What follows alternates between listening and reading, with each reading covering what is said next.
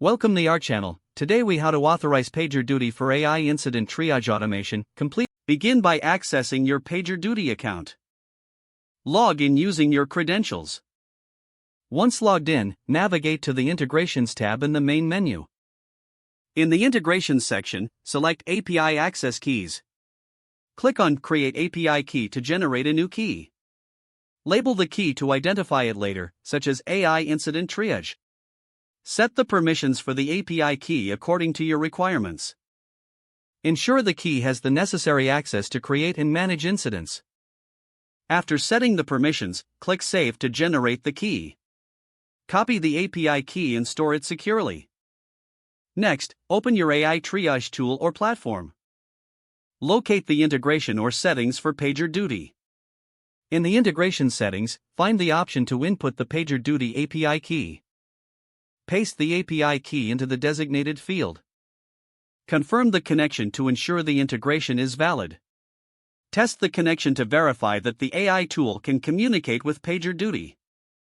Adjust any necessary settings in your AI tool for incident triage automation. Define the rules or criteria for how incidents should be triaged by the AI.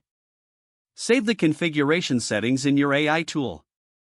Monitor the integration in both PagerDuty and your AI tool for any issues. Ensure your team is aware of the new automation process. Regularly review the AI triage performance for improvements. Update the integration settings as needed based on feedback and results. If the page does not load, refresh the browser or try again in a private or incognito window. Make sure you are using the correct email address, then retype it carefully to avoid small typos. If your password is not accepted, use the reset option and create a new strong password you can remember. Check your spam folder for verification or security emails, then complete any requested confirmation steps. Enable two-factor authentication if available to improve account security and reduce unauthorized access risk. After signing in, review your profile details so your contact information and settings are accurate and current.